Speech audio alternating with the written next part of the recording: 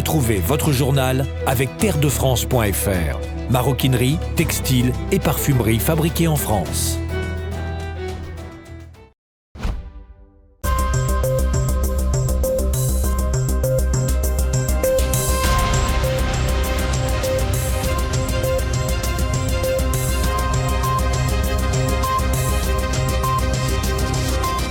Madame, Monsieur, bonsoir, bienvenue dans cette nouvelle édition que je vous invite dès à présent à partager et agrémenter évidemment d'un pouce en l'air.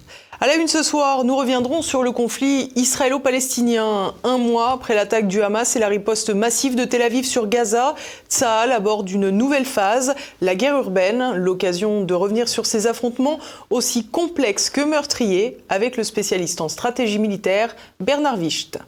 Nous partirons ensuite aux États-Unis après la publication d'un sondage du New York Times particulièrement encourageant pour Donald Trump, un résultat dû en partie au bilan calamiteux de Joe Biden.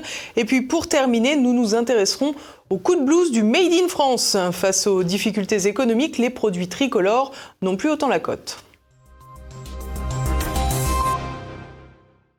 Pas de cessez-le-feu en vue, mais une guerre urbaine. 33 jours après l'attaque terroriste du Hamas en Israël, les ripostes de Tel Aviv prennent une nouvelle dimension avec le début d'affrontements au cœur d'un territoire en ruine. Le point tout de suite. Après Mossoul et Falloujah, Gaza va-t-elle gagner sa triste place de bataille urbaine parmi les plus meurtrières ?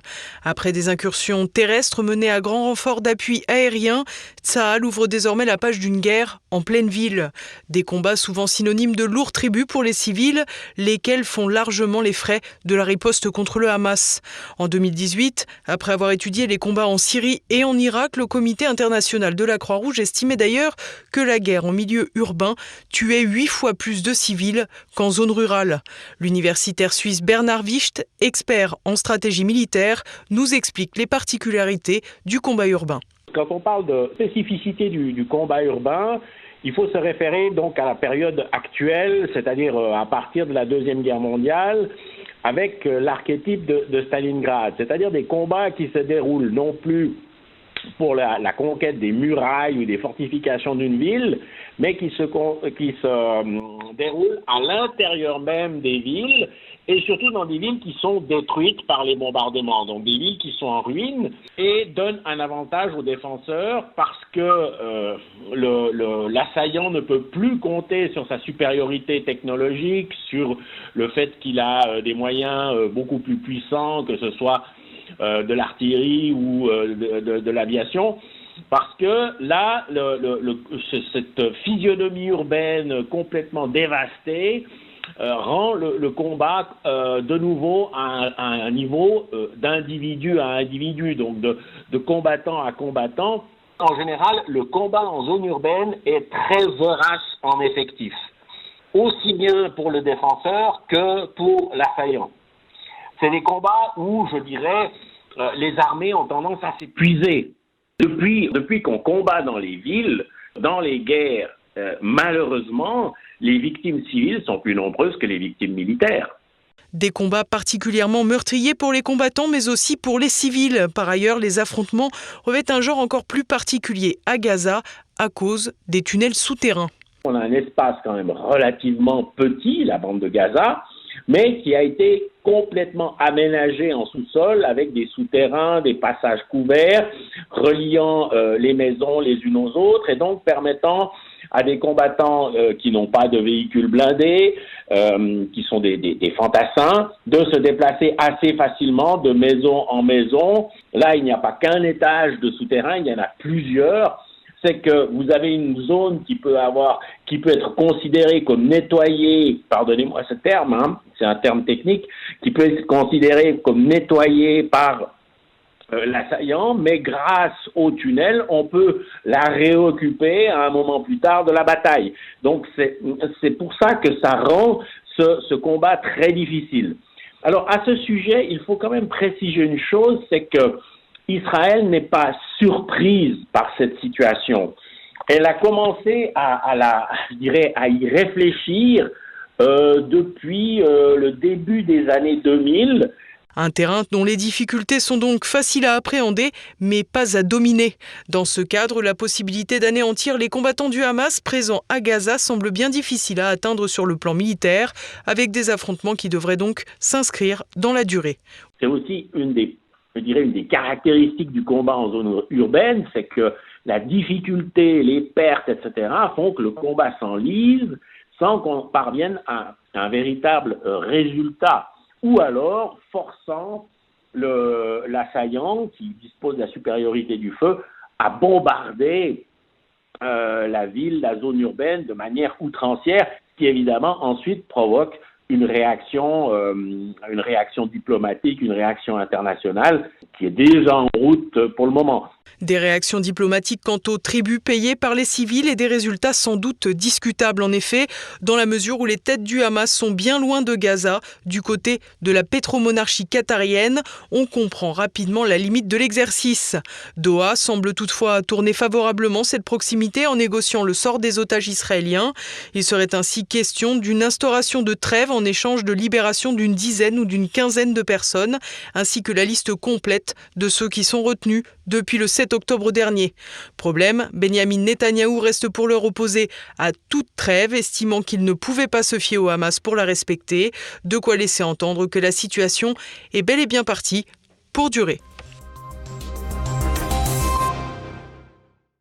Joe Biden dans la tourmente. 1 an avant la prochaine élection présidentielle, le président sortant des États-Unis est distancé dans un récent sondage par Donald Trump. Un désaveu cinglant après un bilan bien difficile. Le point de Renaud de Bourleuf. Joe Biden a dû tomber de sa chaise. Le New York Times vient de publier un sondage sur l'élection présidentielle de 2024. Le résultat est accablant pour le président démocrate. Donald Trump est donné gagnant dans 5 États pivots. Ces swing states, en anglais, où le résultat des votes est difficile à prévoir, sont ceux qui font pencher la balance lors des scrutins présidentiels.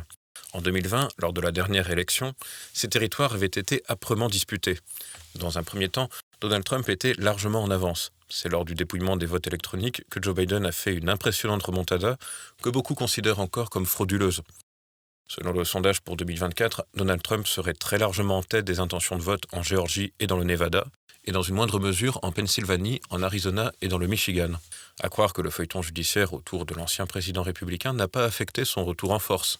Mais plus encore qu'une percée de Donald Trump, il s'agit sans doute d'un lourd désaveu pour le président Joe Biden. Outre ses facultés cognitives inquiétantes, le locataire de la Maison-Blanche souffre d'un bilan difficile qui altère la confiance des Américains, y compris au sein d'un électorat plutôt favorable aux démocrates. Le sondage publié par le New York Times atteste d'un net recul de Joe Biden au sein des jeunes et des minorités hispaniques et afro-américaines. Le journaliste spécialiste des États-Unis, Gérald Olivier, souligne que ces populations ont été les premières victimes des choix politiques des démocrates au cours des dernières années. La politique économique du Parti démocrate ne favorise pas la petite classe moyenne ou la classe ouvrière. Et l'inflation les sanctionne beaucoup plus que les autres. Qu'est-ce qu'on observe depuis que Joe Biden est devenu président ? Eh bien, on observe une politique qui est menée par le prétexte de la transition énergétique, qui a résulté en une explosion du coût de l'énergie, et notamment du coût de l'essence à la pompe, un redémarrage de l'inflation sur les produits de nécessité.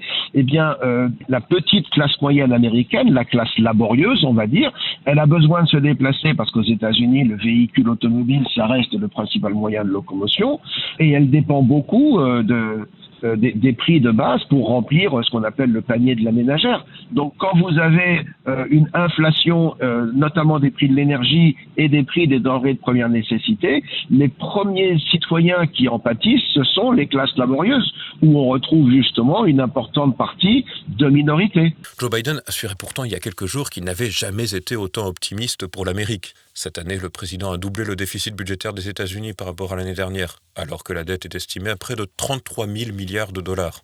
La question d'un défaut de paiement des États-Unis s'est d'ailleurs posée au mois de mai, et n'a pu être évitée qu'avec la décision du Congrès de relever le plafond de la dette. Dans quelques jours, le problème va de nouveau être posé devant les parlementaires. Joe Biden doit espérer que les élus procèdent à un nouveau relèvement, sans quoi son administration ne pourra pas payer certaines charges, à commencer par les retraites des fonctionnaires. Dans leur portefeuille, les Américains ont très vite subi la politique Biden. Le plan de relance voté en mars 2021, jugé excessif et à contretemps par plusieurs économistes, a grandement contribué à la hausse des prix. À la fin de l'année 2021, l'inflation était de 7%, la plus importante depuis 1982, et ce, alors que les salaires ne suivent pas. Par ailleurs, aux États-Unis, il n'y a pas eu besoin d'attendre les événements en Ukraine pour que le prix de l'essence augmente de moitié en un an. Un élément crucial pour les Américains habitués à parcourir de longs trajets dans ce pays aux grands espaces. Tous les feux sont donc au rouge pour Joe Biden s'il souhaite vraiment rester à la Maison-Blanche. Une hypothèse sans compter la possibilité que l'État profond ait une autre carte à jouer pour empêcher le retour de Donald Trump. Dans ce cadre, un sondage aussi défavorable pourrait agir comme un signal d'alarme vis-à-vis du Parti démocrate pour se tourner vers un autre candidat. Pourquoi est-ce que le New York Times met ce sondage en avant justement à un an des élections? Il illustre plus le souci des démocrates face à une candidature Biden. Ils commencent à se rendre compte qu'il pourrait ne pas être réélu, qu'il pourrait perdre, qu'il va droit dans le mur, on pourrait même dire, et que donc il est temps de penser à un autre candidat. Et en fait, ce sondage, il sert à ça. Il sert à mettre la pression sur l'entourage de Joe Biden et sur le président lui-même pour l'amener à peut-être renoncer à se présenter, étant donné que légitimement il est le président sortant, qu'il a le droit de se présenter à un second mandat. Sa candidature est légitime, mais s'il s'avère que sa candidature fait perdre son camp, eh bien il est en intérêt de son camp de le convaincre de ne pas de se présenter. Non seulement Biden est un candidat faible du fait de son âge, mais il est aussi alourdi par les résultats de sa politique. Toujours est-il qu'à l'heure actuelle, Joe Biden ne semble pas avoir de rival sérieux au sein du Parti démocrate. Robert Kennedy Jr. a décidé de mener une candidature indépendante, tandis que l'ambitieuse vice-présidente Kamala Harris semble avoir laissé ses vues présidentielles de côté. Malgré ses ennuis judiciaires, il semblerait que Donald Trump puisse se frotter les mains en pensant à son futur adversaire. Le Made in France, nouvelle victime de l'inflation. L'augmentation quasi constante des prix depuis 1 an et demi et le début de la guerre en Ukraine n'en finissent plus de faire des dégâts. Après les commerçants face à la hausse du prix de l'électricité, les fabricants de produits estampillés Made in France au bord du gouffre. Tout de suite, le point. Menace sur les produits français à la veille de l'ouverture du salon du Made in France qui se tiendra à Paris du 9 au 12 novembre. L'homme d'affaires Alain Di Crescenzo, président de CCI France, le réseau des chambres de commerce et d'industrie, a dévoilé les résultats d'une étude sur les Français et le Made in France. Si la confection tricolore arrive au 4e rang des critères d'achat des Français, le prix des produits arrive en première place. De quoi rendre la consommation locale de plus en plus difficile. Ainsi, 2 tiers des personnes interrogées déclarent renoncer aux produits fabriqués en France en raison de l'inflation. Concrètement, comme l'ont déploré plusieurs commerçants interrogés par Le Monde, la fréquentation, les ventes et le panier moyen ont baissé de 20% durant l'été 2023. Une première baisse avait pourtant déjà été enregistrée en juin 2022. Depuis, la situation n'a donc jamais cessé de se dégrader. Olivier Ducatillon, président de l'Union des industries textiles, note pour sa part une baisse des ventes pouvant aller jusqu'à moins 30%, un chiffre qui grimpe à 40% pour les magasins d'ameublement français. Les dépôts de bilan et risques de fermeture se multiplient. Pour les survivants, il faut redoubler d'imagination et se résoudre à se serrer la ceinture. La marque de vêtements, la Gentle Factory, bien franco-française malgré son nom, a par exemple proposé 50% de réduction sur l'ensemble de ses gammes à l'occasion de son 10e anniversaire. Autre option évoquée par Alain Di Crescenzo pour inverser la tendance négative, proposer des produits introuvables auprès des marchands discount et pousser les grandes surfaces à mettre en avant les produits Made in France. L'inflation est un véritable coup dur porté à ces entreprises qui avaient plutôt profité de la crise provoquée par le Covid en 2020. En effet, un patriotisme économique avait alors inspiré les Français, même si cette démarche populaire avait été facilitée, voire provoquée par le ralentissement momentané de la mondialisation. Cependant, l'inflation n'explique pas les difficultés de l'ensemble des entreprises. Sous couvert de Made in France, certaines proposent des articles plus chers mais d'une qualité médiocre, notamment en ce qui concerne les chaussures. D'autres entreprises affichent un joli drapeau tricolore sur l'emballage de leurs produits mais se gardent d'expliquer que le contenu a traversé une ou plusieurs frontières à un moment ou à un autre de sa confection. Enfin, certaines marques payent leur idéologie. C'est le cas du slip français qui, après avoir joué la carte franchouillarde à ses débuts pour gagner en popularité, s'est érigé en ambassadeur du multiculturalisme. De quoi perdre de nombreux clients pour qui le Made in France n'est pas qu'une formule publicitaire à la mode, mais une prise de conscience générale de la nécessité de défendre sa culture et son économie, car pour une partie des consommateurs, un produit français doit non seulement être confectionné en France, mais aussi réalisé par des travailleurs français. Et à présent, partons faire le tour de l'actualité en bref avec Renaud de Bourleuf. La France accueille la première dame ukrainienne. Olena Zelenska, épouse du président Volodymyr Zelensky, s'est rendue à Paris en fin d'après-midi ce mercredi. L'occasion d'un discours retransmis en ligne sur le site de l'ONU pour l'éducation, la science et la culture, le tout en présence d'une délégation russe.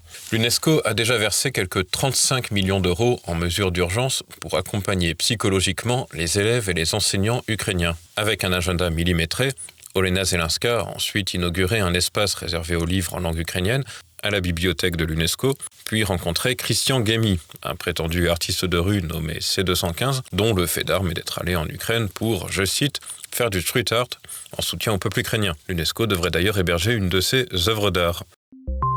Tour de passe-passe pour l'AME au Sénat. Mardi soir, lors de l'examen du projet de loi immigration, la Chambre haute, censée être dominée par la droite, a voté en faveur de la suppression de l'AME, une aide réservée aux clandestins, avec 200 voix pour et 136 voix contre. Une suppression très discutable, puisque la mesure est en réalité transformée en une aide médicale d'urgence. Cette dernière, en cas de réussite dans son parcours législatif, serait censée limiter les prises en charge des actuels 400 000 bénéficiaires de l'AME. L'aide médicale d'urgence concernera pourtant les maladies graves et les douleurs aiguës, ainsi que la prophylaxie et les suivis de grossesse, la vaccination et les examens de médecine préventive, manque plus que la chirurgie esthétique. Difficile donc de voir le bénéfice pour les Français de ce numéro de claquette sénatoriale qui risque en prime d'être défait au Palais Bourbon.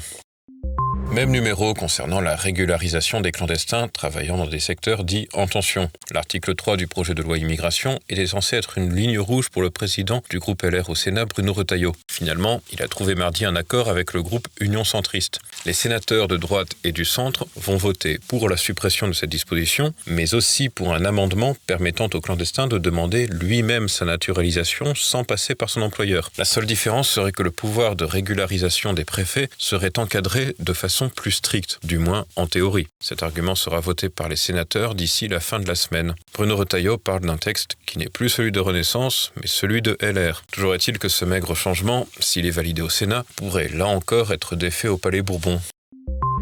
Renault ne conduira plus Nissan. Après 24 ans d'union, les deux marques automobiles s'éloignent respectivement. Chacune des enseignes va réduire sa participation chez l'autre à hauteur de 15%, bien loin des 43% de Nissan détenus par la marque aux losanges. Les salariés de Renault ont été appelés à cesser de partager leurs données avec les constructeurs Nissan et Mitsubishi, entrés dans l'alliance en 2016. Les trois marques agiront donc désormais comme de simples concurrents. Cet accord sur une participation croisée, signé pour 15 ans, met également un terme à l'Alliance Purchasing Organization, la centrale d'achat commune fondée par Carlos Ghosn en 2001, qui employait 1400 personnes et occupait pourtant un rôle fondamental. Cette opération résonne comme une nouvelle étape de la déconstruction des choix entrepris par le chef d'entreprise franco-libano-brésilien. Le groupe a indiqué qu'aucun licenciement ne devrait découler de ces nouveaux choix stratégiques.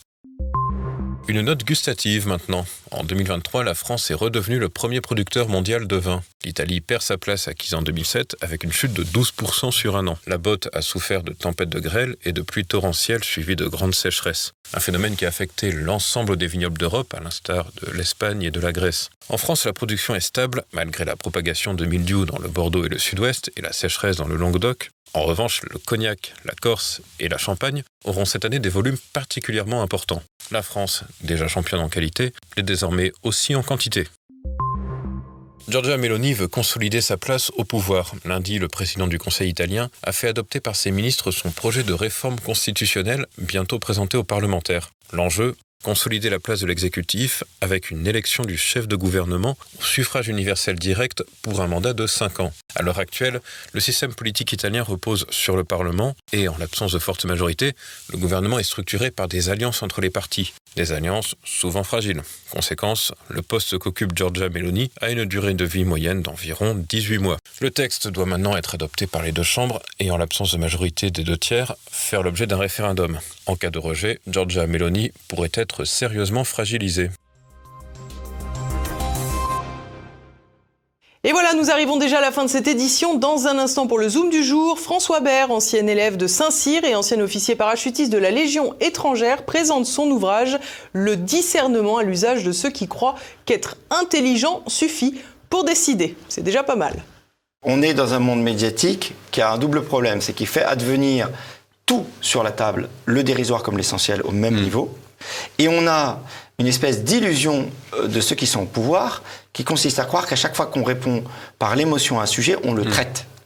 Et il y a un double problème, c'est que d'une part, on ne le traite pas vraiment, Je reviens sur l'exemple qu'on a évoqué précédemment, mais surtout, on ne se rend pas compte des conséquences qu'on peut créer derrière. Vous voyez, l'affaire Naël, c'est un cas d'école. Ce soir également, à votre programme, un nouveau numéro de Choc du Monde. Édouard Chano reçoit le géopolitologue Alexandre Delval pour évoquer les liens entre tous les conflits armés actuels. À présent, c'est la fin de cette édition. Merci à tous pour votre fidélité. On se retrouve demain. Bonsoir.